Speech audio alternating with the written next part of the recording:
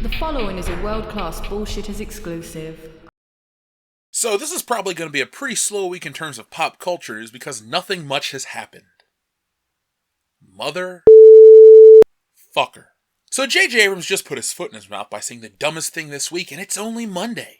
The article I'm pulling from comes from Digital Spy, and they can't keep their dirty little SJW claws off the politics. So, this comes directly from the article titled, J.J. Abrams says those who criticize The Last Jedi's female characters are threatened by women. Ooh, this is going to be good. The latest installment in the franchise, which was directed by Rian Johnson, became the most divisive film in Star Wars history when it was released at the end of last year, with some fans hitting out the film and driving down its fresh rating on Rotten Tomatoes. As The Telegraph pointed out, one of the biggest complaints against the film from upset audiences was its focus on female-led roles, something film critics were very much in support of. And it's those complaints J.J. Abrams is talking about in defense of the film now. In defense of the film now. Same shit, different week. Their problem isn't Star Wars. Their problem is being threatened, he told IndieWire. Star Wars is a big galaxy, and you can sort of find almost anything you want in Star Wars. If you're someone who feels threatened by women and needs to lash out against them, you can probably find an enemy in Star Wars. You can probably look at the first movie that George Lucas did and say that Leia was outspoken, or she was too rough. Anyone who wants to find a problem with anything can find a problem. The internet seems to be made for that. Abrams will once again take up the directing job on Episode 9 of the Star Wars series, coming back on board to finish the trilogy he started with, The Force Awakens. But he insists the backlash from The Last Jedi won't impact his filmmaking. Not in the least, he replied, when asked. Certainly something I discovered early on in the Star Wars world is we're going to have an incredibly passionate vocal fan base, and they're going to have a lot of specific opinions. Abrams' untitled Star Wars 9 is due to be released in cinemas in December of 2019, no doubt featuring plenty more from Daisy Ridley's Rey and her strong female co-stars. And be sure to keep upsetting the haters. Haters. Hater is just a word for people who can't deal with a differing opinion. So JJ, we're threatened, huh? Sorry, Hans, wrong guess. Look it's pretty obvious that this is yet again another excuse to defend the trash known as Star Wars Episode 8 The Last Jedi. And it's not even a good one. Threatened by women? JJ, I think you're threatened by the thought of having to come up with something original. The reason people found this film so divisive wasn't the women, it was the poorly portrayed women. I know it's just the company line you're towing at this point, but every female Star Wars character not created by or under George Lucas's regime is trash. Rey is trash. Holdo, social justice warrior trash. Rose, trash in a trash bag. Jyn Erso, bland trash. Maz Kanata, Kmart Yoda. Let's look at the female characters from the previous films. Princess Leia, iconic. Padme, a capable character. Ahsoka Tano, a really good Jedi.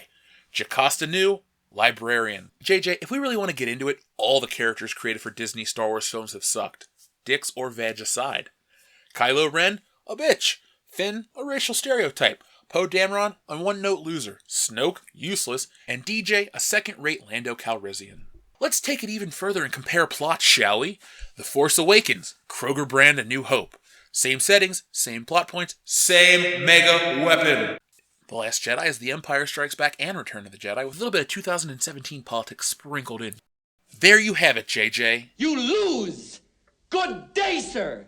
The movies suck. The plots are ripoffs, the characters suck, the action is uninspired, and the characters that we love are neutered to build up these new characters. Male or female, alien or human. It doesn't matter! They're stupid characters that aren't memorable. They exist to promote an agenda most of the world doesn't even seem to care about.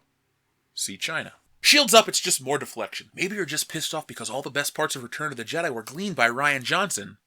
I mean, you still have the speeder bike chasing the Ewoks, of course. It's plainly clear that Lucasfilm is doubling down on this rhetoric for Episode 9. By allowing J.J. Abrams to spread this blatant lie, it really isn't good for business. Why aren't these actors and directors held accountable for the stupid stuff they say? It seems counterproductive from a business standpoint because no matter how much people want to say that Star Wars is bulletproof, 2017 has shown us the opposite. So woke J.J. Abrams really needs to reevaluate himself as a businessman and a representative of the Star Wars brand. $250 million less at the box office wasn't because of sexists.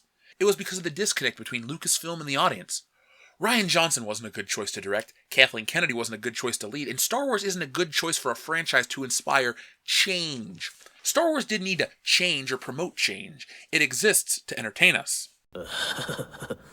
He said anus. Entertain us, anus. Oh, yeah. And to sell us merchandise.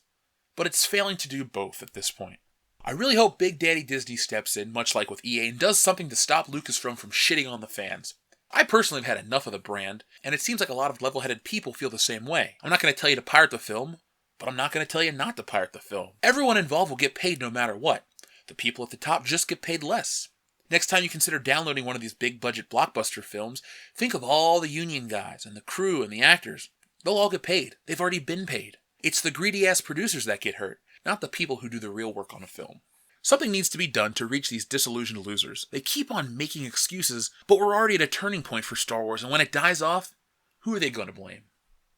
Us, men, sexists, racists, everyone but themselves. So I think J.J. Abrams is really full of shit. It's really obvious at this point. The guy is just a parrot. He will parrot whatever they want him to say, and I don't think he really has a thought in his own head. Hell, he doesn't have a creative bone in his body. Everything's just a rip-off from someone else. If it wasn't for Steven Spielberg, there would be no J.J. Abrams, because everything J.J. Abrams does seems to borrow from Steven Spielberg quite heavily. In terms of Episode 9, I feel like the damage is partially done. There aren't enough angry people on the internet to really impact Star Wars the way that J.J. Abrams is claiming that they are. How many people were angry with the score of Rotten Tomatoes, and how many people tried to say it was trolls or Russia, it was hacked, it was one guy on Facebook, it was all this other bullshit. It was deflection. A new deflection every minute. Turns out, Rotten Tomatoes came out and confirmed that it was legit. Those were the real scores, and Disney and Lucasfilm and these woke critics and J.J. Abrams and Rian Johnson and every other asshole has to deal with it. It's just where we are as a society. We're fed up with this bullshit. I've said it on other podcasts that I've appeared on. The political climate is a response to all the backlash of the way we're being treated. This backlash is a response to the way Hollywood treats us as viewers. The shit they believe in, the shit they do, the things, their problems aren't real people's problems. Your average American or your average citizen of the world isn't sitting around going, I really got to worry about the plight of this small minority and make sure they're represented because it makes me feel better. No, people go to these movies not to see the world represented equally on film. They go for escapist fun entertainment. And when you make escapist fun entertainment not fun and not entertaining, all you're doing is using a brand to push an agenda, and that never works. And the most messed up part of this whole scenario is it's not stopping anytime soon. It's clear that J.J. Abrams and Disney are just going to keep riding this thing till the wheels fall off. And in my opinion, the bolts are a little loose and the wheels are wobbly. Hell, I think they've lost a tire or two. This SJW-infused Star Wars is just not fun anymore.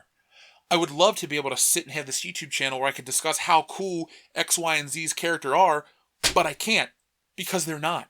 This movie exists to sell merchandise and to push an agenda. Star Wars has always been about good storytelling.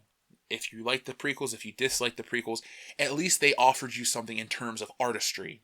These new Star Wars movies do not. Outside of a few scenes, there's really nothing fun. You don't really need to make a statement with Star Wars. You need to make a statement with other things, Rian Johnson. Why wasn't Looper the statement movie and Star Wars was just a Star Wars movie? Because all you people are doing is hiding behind an established brand to push an agenda. A bunch of weirdos are pushing this agenda that your average everyday person just doesn't give a shit about. And they clearly don't give a shit about us, so why should we be so worried about them and making them money and going to support these movies if that's the way they feel about people? Not once have I ever bitched about Princess Leia being too outspoken. She's a well-written character, she's fun, she's funny, and she serves a purpose to the plot of each of the original Star Wars films. In the first one, she's sassy, but you know what? Han Solo gives it right back to her, and Han Solo doesn't take shit, and neither does she. That's how it should be. That's why their dynamic was interesting, and it stood the test of time. If this was modern 2018 Disney, Princess Leia would be a stone-cold bitch to Han Solo, and he would just be like, well, I deserve it because I'm a man.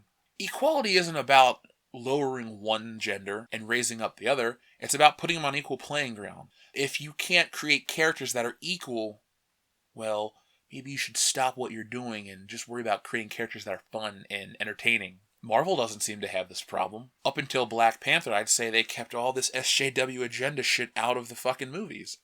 People want to say, well, Spider-Man Homecoming had it. Well, Spider-Man Homecoming is kind of a Sony product as well as an MCU product, so I don't really know where to place blame. It's not as story-driven as it is visual-driven. I still have a problem with Spider-Man Homecoming. Hell, I think it's one of the worst Marvel films, but that's a topic for something else. With Star Wars, we're nearing the end. I know they love to tell us, oh, we got the long game planned out. Game of Thrones writers, all these anthology films, another trilogy. Look at people. unless you really build up the fan base and create a positive environment for Star Wars, you're not going anywhere past Episode 9. I think Disney really does need to look at how the people at Lucasfilm interact with their fan base, because Star Wars fans aren't as masochistic as they'd like to believe. There is a boiling point, and once it's reached, it's going to spill over and people just aren't going to come back again. People are going to be fed up. People are fed up. I'm personally fed up. You listening to this video are probably fed up. There's a reason why videos like this and this movement against Star Wars, which is kind of a weird thing to think about. It used to be the most popular brand in the world.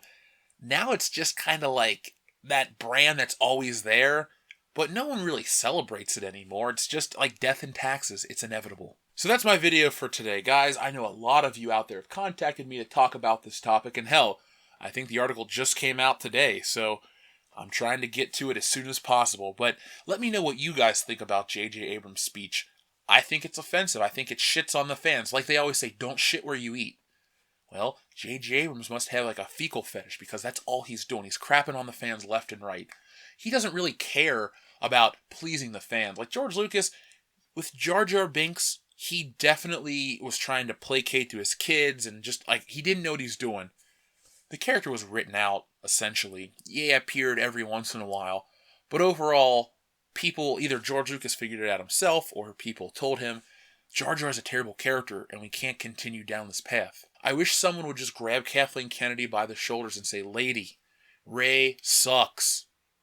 Finn sucks. Poe Dameron sucks. Captain Phasma sucks. All your characters are stupid, and you're ruining the lore of Star Wars. I don't think a lot of people would have as many complaints about this if Han and Luke weren't bastardized for Rey, Finn, DJ, Poe, all these characters that no one really likes. And before you go, well, I like those characters, if they're really your favorite Star Wars character, you're probably not a Star Wars fan. All their character traits are weak in comparison to the other characters. They don't feel like real people. They're not fleshed out. They don't have motivations or goals. You can't see anything in them that reflects upon your internal struggles, unless you're some like 15-year-old girl who gets anything she wants without working for it. So unless you're some rich white chick, I don't know how Rey appeals to you. There's no adversity she faces. Luke and Anakin lost body parts. She gets a scratch on her forehead. That's a perfect comparison. Maybe these movies are made for this millennial audience, but you know what? I'm in the millennial group. I think they're shit. And the people that they want to target don't like Star Wars. Star Wars does have a nerd connotation behind it. It's not as mainstream as it used to be. It's a lot like pro wrestling. There was a point in time in the 80s where Hulk Hogan and Macho Man Randy Savage were a part of pop culture. Now wrestling's a niche thing that people don't really watch, and when you talk about it, you're talked down to because, oh, it's fake. Well, you know what? In the case of wrestling, it has gotten shitty. And Star Wars has gotten shitty too. And they know that, yes, they're a business first and entertainment second, but it's bad business to go after someone that has no interest in your brand. The people that they're targeting would rather sit on their cell phones instead of watching a Star Wars film. That's fine. Let those people support the brand for 20 years. They won't. They can't even pay attention to something for 20 minutes. So thank you for watching this video. I really enjoy when J.J. Abrams says something stupid because it makes me laugh. It'll probably make you laugh, and I get to make a video like this and talk to the thousands of you that are going to tune in. If you're a fan of this channel, make sure you give it a thumbs up, share this video, tell me what you think about it.